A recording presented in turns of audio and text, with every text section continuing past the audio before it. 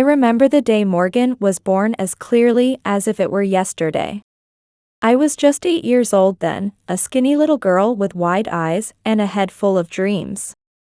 My parents, Craig and Jill, were ordinary folks. Dad worked at the local factory while Mom stayed at home. Life was simple before Morgan came along, like a plain piece of fabric waiting to be stitched into something more complex. That day in the hospital, I watched as Dad cradled Morgan for the first time, whispering about how she had Mom's eyes. Mom, exhausted but triumphant, managed a smile as she pointed out that Morgan had Dad's nose. I stood in the doorway clutching my favorite teddy bear, waiting, hoping that someone would notice me. When I finally gathered the courage to ask if I could see Morgan, my voice came out small and uncertain. Mom's eyes passed over me like I was made of glass, barely acknowledging my presence as she said Morgan and she needed to rest. School wasn't any better, where I learned early on how cruel children can be when they sense vulnerability. There was this boy, Ethan, the class bully, who would tug at my dress and call me a scarecrow, asking if I'd found my clothes in a garbage bin. I tried to ignore his words, but they cut deeper than any physical blow could have. At home, Morgan became the pampered princess, taking delight in scribbling all over my textbooks. She would sigh dramatically, telling me she was helping with my homework. I would beg her to stop, trying to explain that I needed those books for school. Then came that awful day when she spilled paint all over my only good dress. When I shouted at her in frustration, all she did was cry. Mom came rushing in, her eyes flashing as she demanded to know what was happening. I held up my ruined dress, the fabric stained beyond repair, explaining through tears what Morgan had done.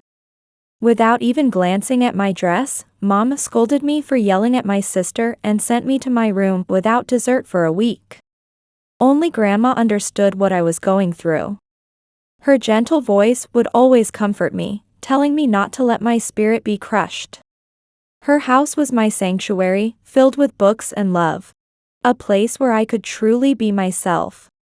She taught me to escape into stories, showing me how to live 1,000 lives through the pages of her beloved books. The day Grandma died, I lost my real home. My heart felt like a dried autumn leaf as I walked back from school to her empty house. I found my parents in the living room, already discussing what to do with her belongings. Dad's voice held no trace of grief as he suggested they should start clearing things out. Mom was going through the lists and Grandma's library, examining the old, dusty books with clinical detachment. I stood in the doorway, my chest tight with pain, listening as they talked about discarding her precious books. Dad shrugged, wondering aloud who would want such old papers. Something in me snapped, and I couldn't stay silent any longer. I stepped into the room and asked if I could have Grandma's books, my voice trembling with emotion. They turned to look at me, surprised, as if they'd forgotten I was even there. Mom's voice dripped with contempt as she told me to take them, saying they had no use for them anyway. Over the next few days, I moved Grandma's books into my room, each one a precious piece of her that I couldn't bear to lose. Life continued its cruel rhythm, and as high school drew to a close, my parents made an unexpected proposal. One afternoon, Mom announced they would pay for my college education, suggesting I could study something practical like accounting. I remember the mixture of surprise and suspicion that filled me as I asked why they would do this. Dad simply stated it was their obligation, as if rehearsing a line from a play. College seemed like my escape route, a chance to be more than the forgotten sister, but it came with a price I never expected. A few weeks after I started my part-time job at the library, Mom cornered me with her demands. She declared that since I was earning money now, it was only fair that I should start paying for my college education. I was stunned, reminding her that they had promised to pay for college. This wasn't what I had agreed to. Mom's sharp response about me being ungrateful cut through the air like a knife. The deal was simple and non-negotiable. Half of my paycheck would go to them. The unfairness of it all burned inside me, but I had no choice. Half of everything I earned went straight into their pockets, as regular as clockwork. Years passed in this exhausting cycle of work, study, and unfair payments. My graduation day, which should have been a celebration, only served to remind me of my invisible chains. As Morgan sat smiling at the table, my parents dropped their next bombshell. Dad announced, as if it were the most natural thing in the world, that since I would be working full-time now, the payments would continue. I couldn't believe what I was hearing and asked when this would end, reminding them that I had already paid for all my college expenses. Mom's cold response was that it would end when they said it would end, insisting that I owed them. I felt a mixture of anger and helplessness washing over me like a bitter wave. When I protested about the unfairness, Dad simply stated that life wasn't fair. He reminded me that as long as I lived under their roof, I would follow their rules. And so my dreams of independence, of living my own life, were crushed under the weight of their greed and entitlement. That night, surrounded by Grandma's books in my room, I noticed the stark contrast between their warmth and love and my family's cold, calculating nature. These books were my only inheritance, my only connection to a sense of belonging and understanding. After college graduation, life became a monotonous cycle of work and exhaustion. Every payday brought the same scene at home, with Mom standing at the door, hand outstretched, asking if I'd received my paycheck. Without a word, I would hand over half my income, swallowing my dignity with each payment. It had become a bitter ritual, like swallowing medicine every month with no cure in sight. One night, I finally gathered my courage to confront my parents. I hesitantly began, asking if I could keep more of my salary for myself, explaining that I wanted to save for my own place someday. Mom's face hardened like concrete as she scoffed at the idea of my own home. She reminded me sharply that I owed them, that they had paid for my education. When I protested that I had been paying them back all along, Dad's voice rose like thunder. He demanded to know if I thought a few $1,000s could repay them for raising me, feeding me, and clothing me. My heart sank as he declared I owed them my entire life. I whispered that I had never asked for any of this, I had only wanted to go to college. Mom exploded, asking if I thought college had been free, insisting that I would continue paying just as before. The injustice of it all felt suffocating, like walls closing in around me. I had foolishly hoped they might understand, but their sense of entitlement knew no bounds. Morgan remained the favored daughter, never missing a chance to mock me. She would laugh at me, showing off her latest gadgets and clothes, calling me the little accountant who couldn't even afford a new dress.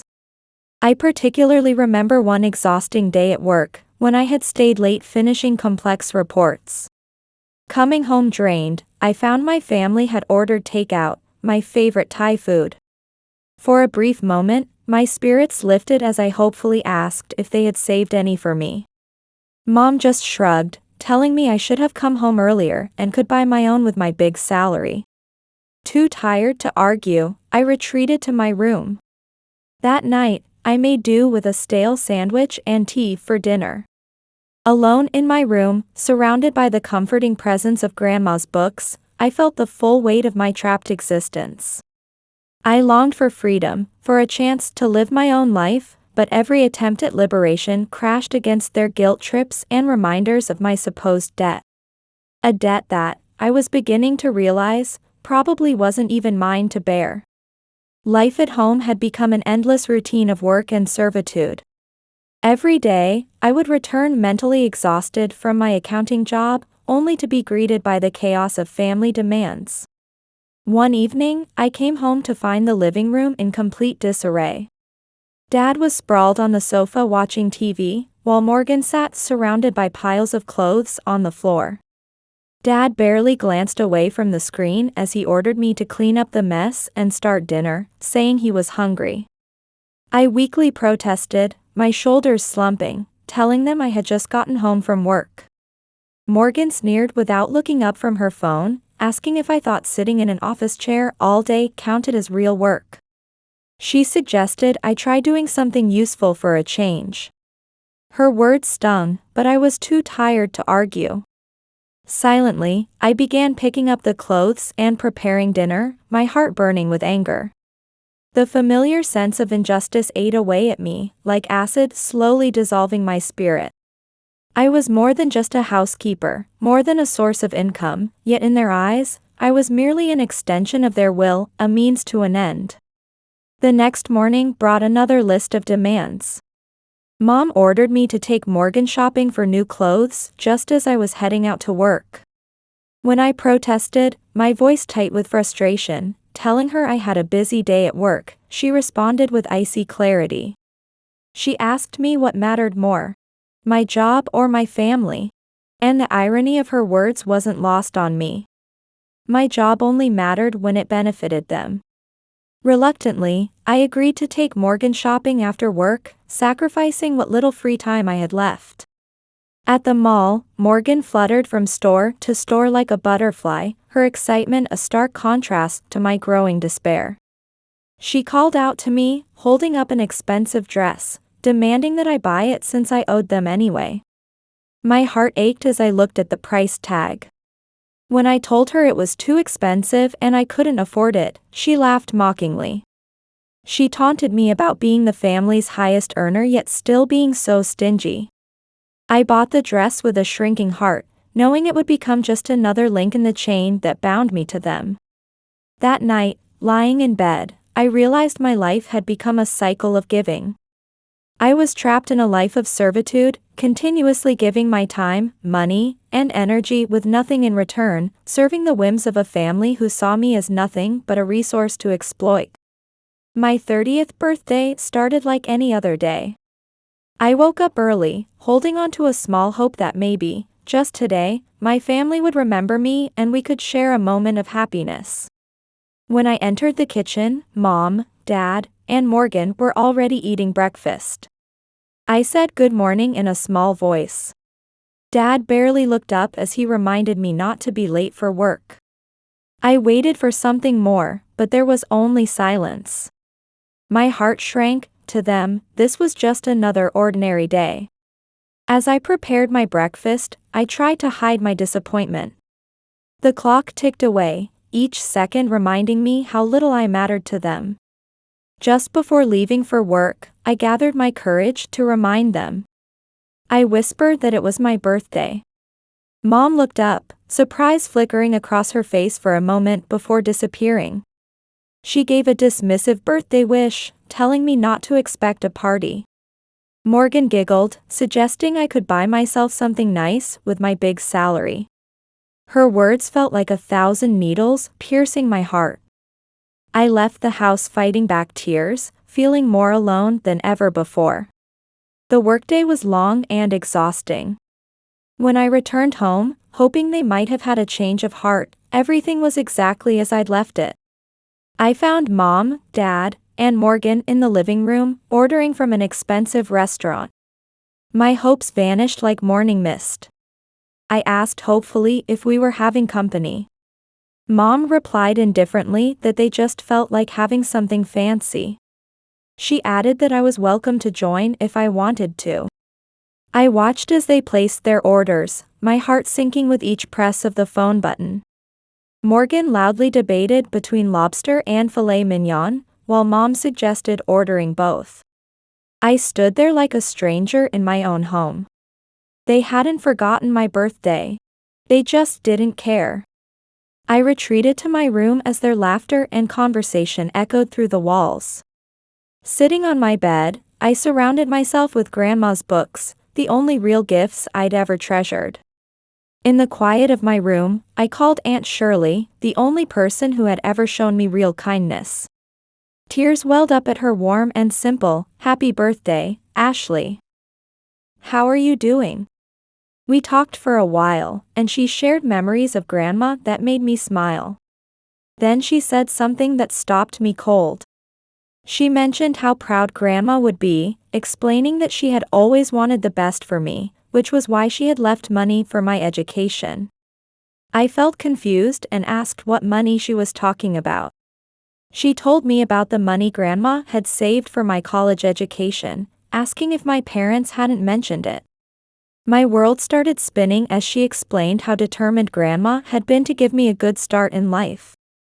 Grandma had paid for my college education. My parents had been lying to me all along about my supposed debt. I hung up the phone, my mind in chaos. The truth was the key to unlocking the chains that had bound me for years. My parents had manipulated and used me. Everything had been based on lies. That night, sleep eluded me. The revelation swirled in my mind, mixing feelings of anger, betrayal, and a new sense of determination. I couldn't let them control me anymore. I needed to break free and find my own path. The next morning, I confronted them. I asked them why they had lied about the money Grandma left for my education. Their reaction was a mixture of surprise and defensiveness. Mom coldly stated they had only done what they needed to do, declaring that as their daughter, it was my duty to support them. I shouted back, my voice shaking with emotion, asking how they could lie to me and treat me like a servant. Dad dismissed my concerns, saying I should be grateful they even let me live there. That was the final straw. I was tired of being their scapegoat, their golden goose. It was time to take control of my life. The morning after my birthday marked a new beginning. The sun seemed brighter, the air fresher, as if the world itself acknowledged my resolution. I quietly packed my bags, trying to avoid an early morning confrontation. But as I tried to leave, Mom and Morgan blocked my path in the hallway. Mom's eyes narrowed as she asked where I thought I was going with those bags. With my heart pounding but my voice steady, I told them I was leaving. Mom's voice took on a pleading tone. I walked past them, stating that anywhere but here would do, adding that I deserved better and had a life worth living. As I stepped through the door, I felt the weight lift from my shoulders. The shackles of guilt and obligation that had bound me for years finally shattered. Without looking back, I walked toward the bus stop, my heart a mixture of fear and exhilaration. I was stepping into an unknown world, but for the first time, it was a path I had chosen for myself. On the bus, I called a rental number I'd saved months ago from an apartment listing. The voice on the other end was kind and compassionate. By the time my bus reached the stop, I had an appointment to view an apartment that very day. The apartment was small but cozy, a stark contrast to the coldness of my family home. When I signed the lease, I felt a sense of ownership and independence I'd never experienced before. That night, surrounded by Grandma's books in my new apartment, I finally felt peace. I made myself a simple dinner and enjoyed each bite without the pressure of judgment or expectations.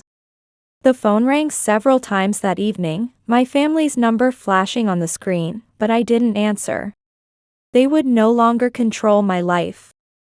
Instead, I curled up on my small sofa with a book, losing myself in tales of adventure and courage. It felt as if Grandma was there with me, encouraging me to live the life I was meant to live. In the quiet of my apartment, I made a promise to myself.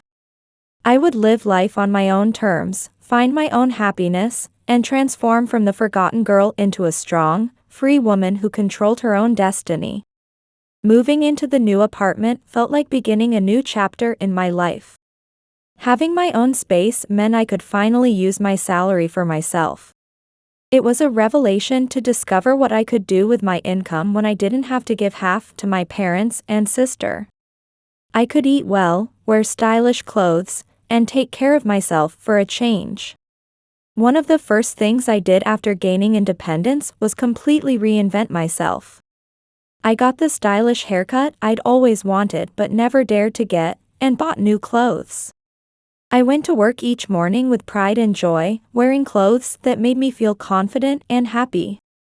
My colleagues at work noticed the change immediately. One day, my close colleague Harper asked what my secret was. I smiled, feeling content, and told her I was just enjoying life and embracing change. The most important thing I brought when I moved was Grandma's books. They were more than just literature. They were my connection to the happiest parts of my childhood and memories of her love. Every evening after work, I would make tea and curl up with a book from her collection. It was my way of keeping her memory alive and honoring the love of reading she had instilled in me. Life in my new apartment was peaceful and fulfilling. I enjoyed the simple pleasures of cooking my favorite meals, decorating my space, and losing myself in good books. The sense of freedom was intoxicating. One afternoon, while organizing books on my new shelves, I found an old photograph of Grandma tucked inside a novel. As I held the photograph, tears filled my eyes. I knew Grandma would be proud that I had found my own path. I placed the photo on my bedside table, a reminder of my roots and the strength I held within. Grandma's enduring love and the lessons she taught me became my guiding light. As days turned into weeks, I noticed how I was evolving. I was no longer the forgotten, burdened daughter and sister, but Ashley, an independent woman who had taken control of her life. I had a job I loved, a cozy home filled with memories, and the freedom to be myself. Life wasn't about merely surviving anymore. It was about living, thriving, and finding joy in small moments. My transformation wasn't just external, it was a deep inner change in how I viewed the world and myself. Each morning in the mirror, I saw a capable, happy woman looking back at me. I was finally living a life that was truly my own. After a month in my new apartment, the phone rang one evening. Seeing my parents' number on the caller ID stirred mixed emotions. I steeled myself and answered. They demanded I come home, saying they couldn't manage without me. I tried to stay calm, suggesting they look for jobs if things were difficult. Dad's voice boomed through the speaker, reminding me of all they had supposedly done for me. I firmly stated that I had fulfilled my role for years, and it was time for them to take responsibility for their own lives. Despite their continued insults and accusations, I stood my ground. I repeated that their financial problems were not my responsibility and hung up. A few days later, there was a knock at my door. Morgan stood there, expectantly, as if nothing had changed. She demanded money for new gadgets, just like before. I couldn't help but laugh at the absurdity. I told her I wasn't her personal bank anymore and suggested she try earning her own money. Her reaction was immediate and violent. She began screaming insults and accusations, calling me selfish and cruel, insisting I still owed them. Her screaming was so loud that a concerned neighbor called the police. 2 officers soon arrived at my door to investigate the disturbance. After I explained the situation, they escorted Morgan away, though she continued hurling accusations. I blocked my family's numbers on my phone. I was done being their scapegoat and ATM. In the weeks that followed, I heard through mutual acquaintances how my family's situation deteriorated. My parents, who hadn't worked a day since I started earning, were now taking temporary jobs. Morgan faced a reality she'd never imagined. The sister who had once mocked my old clothes was now selling her designer outfits and expensive gadgets to make ends meet. For a moment, I felt a twinge of sympathy, but then I remembered years of neglect and exploitation. They had chosen their path, and it was their responsibility to walk it. Meanwhile, my world was blossoming. My career was flourishing, and I was reveling in my new freedom and independence. The apartment that had once seemed like a distant dream was now my sanctuary, filled with Grandma's memories and books. One afternoon, sitting in my reading corner, I felt a deep sense of contentment wash over me. The ignored and undervalued daughter had transformed into an independent woman. I had broken free from my family's manipulative chains and emerged stronger. A year passed. While continuing my library work, I started a children's reading group. Every Saturday morning, little ones would gather around as I read stories the way Grandma used to read to me. Watching their eyes light up, I felt as if Grandma's love was being passed on to the next generation through me. After one reading session, Harper invited me to lunch. She told me what a wonderful reading group it had been, saying there was something special and warm about the way I read. I smiled shyly and told her I'd learned from someone special. That evening, looking at Grandma's photo, I reflected on recent news from Aunt Shirley about my parents. Dad had started working at a factory, and Mom had found a part-time job. Morgan had taken a clerical position at a small company. Strangely, my anger toward them had begun to fade. They were finally facing the consequences of their choices. Perhaps my leaving had forced them to learn independence for the first time. While working at the library, I started taking courses in children's literature. A new dream had taken root. I wanted to write books for children. My first story would be about a grandmother with strength and gentleness, and her granddaughter. I poured into it my gratitude to Grandma and my desire to turn my experiences into hope. I spent more time with new friends. Harper, the mothers from the reading group, my library colleagues. These relationships had no pressure for favors, no guilt. Just pure kindness and understanding. Sometimes I spot my parents or Morgan in town. They seem to be changing, bit by bit. Though they can't afford their former luxurious lifestyle, they're learning to stand on their own feet. I can't forgive them, but I no longer hate them either. On my apartment's bookshelf, Grandma's books stand proudly. Next to them sits the manuscript of my story, with a dedication to my beloved Grandma. It's a story about a forgotten girl finding her voice, teaching us that true family isn't always about blood ties.